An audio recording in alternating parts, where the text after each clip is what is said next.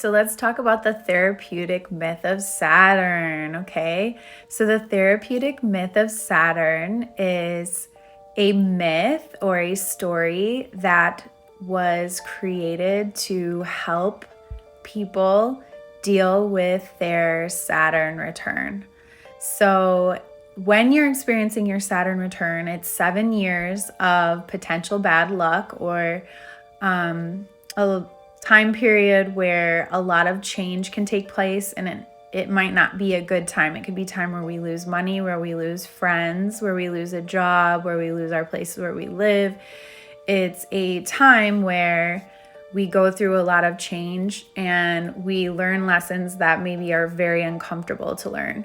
So the therapeutic myth is about how Saturn is basically punishing this king for disrespecting him, and this king ends up experiencing the worst 7 years of his entire life. And what happens during his Saturn return is Saturn punishes him. He ends up having his legs chopped off.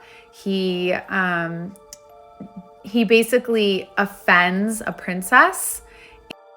She's convinced that he stole her jewelry and he doesn't want to marry her. So in reality, he didn't steal it. Saturn played a trick on him, but he had to experience the consequences of being a thief, which were basically very dire.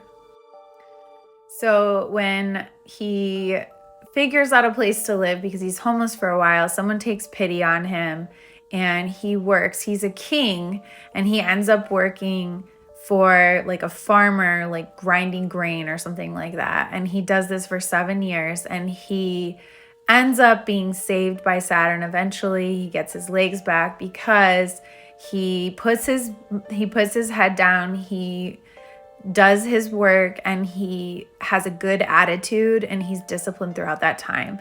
So he sings and a queen hears him and he ends up getting saved.